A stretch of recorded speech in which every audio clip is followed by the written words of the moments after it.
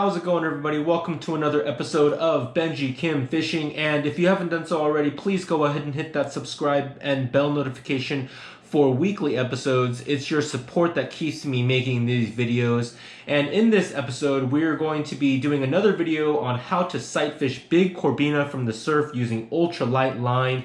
And in this video, I'm able to catch about a 20-inch Corbina, maybe just a hair shy. And before I get into that catch part, I want to cover two main parts of identifying how to catch these big Corbina. Number one is identifying Corbina structure, where you're most likely to find these Corbina. And number two, we're going to be digging into Corbina behavior once you find where these big Corbina are holding.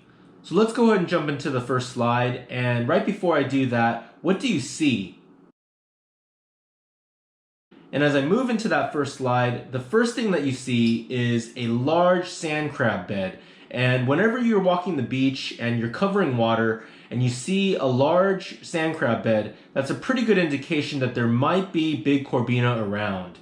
So as you're walking, and if you do notice a big sand crab bed like this, be sure to stop, look around you to see if you can spot any Corbina.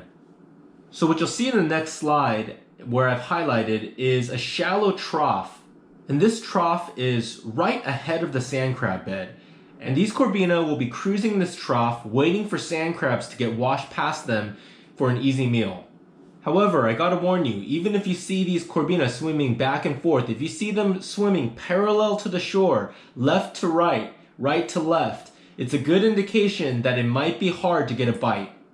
So what you really wanna see, as I switch to the next slide, is you want to see these Corbina in this trough, you want to see them charging the hard pack. You want to watch closely when the tide rolls in to see if these Corbina are coming out onto the sand. When you see them coming onto the sand, what they're going to do is they're going to be digging into these sand crab beds, mouth first, actively feeding and actively going after these sand crabs. This is what you want to see. When you see this happen, you know that there's a good chance that these Corbina are going to be aggressively feeding and making it a lot more likely for you to get a bite. On this day, when I arrived to the beach, I was in luck. Not only were these Corbina in the trough swimming back and forth, I was also able to see multiple Corbina tailing in the hard pack. And what I mean by tailing is that they're going in and they're going mouth first into the sand crab beds, and you can actually see their tails flipping out of the water. So I'm going to go back to playing the video, and I want you to pay close attention to see if you can see a tailing Corbina.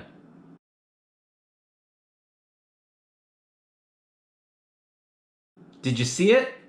If not, let me roll this back in slow motion.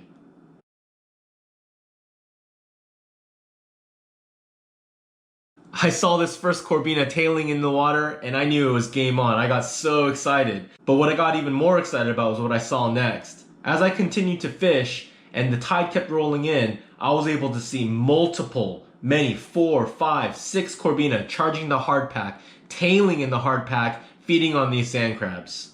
When you see Corbina behaving in this manner, you know that the odds of you getting a bite are much, much higher. And yet, at the same time, it's still a thrilling challenge. Let me go ahead and move to the video where I was able to see these 5 Corbina tailing in the water. Can you see them?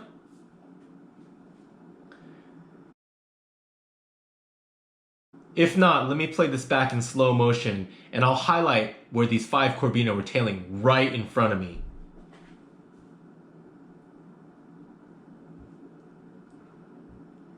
So when you see these Corbina up close like this, you want to be careful not to spook them. Stay far away, or even better, stay to the side and cast to them at an angle. Stay calm and make your cast into where you think the strike zone will be.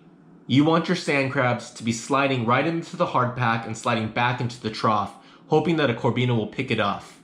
This is actually still pretty difficult to get them to bite. It took me about 30 to 45 minutes to get that bite, and I had to switch positions and switch the angling, but once I found that spot, I was able to get a bite, and then, man, this Corbina took a big first run, and it wound up being about 19.8, 19.9 inches, just a hair under 20.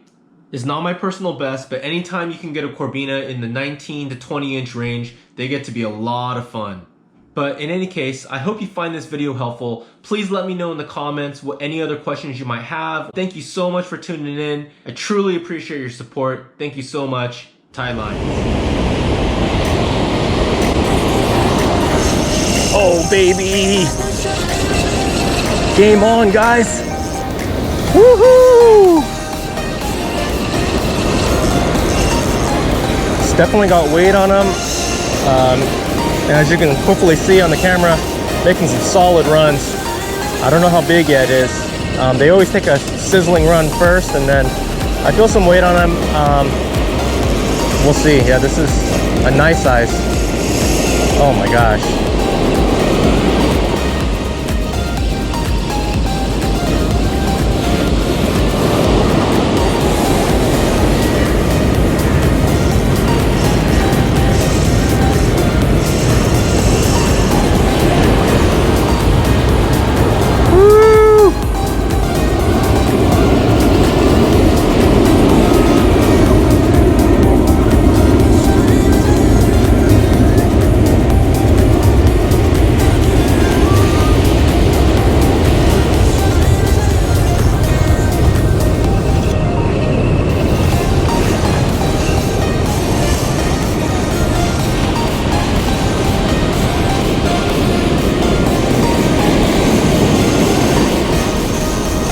I don't know how big he is, but he's a good fighter.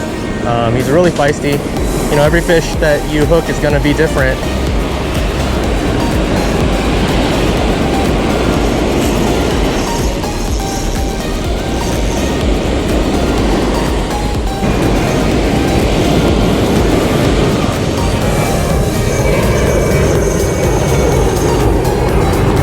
Woo! It's a good size. Welcome home. Welcome home, buddy. We're gonna hope that we can beat that 20-inch mark where I've been sitting at. No, not quite. I can't seem to beat it, guys. We're right at 20, maybe a hair under. All right, guys. Thanks for letting me catch you. Let's get a release on this guy.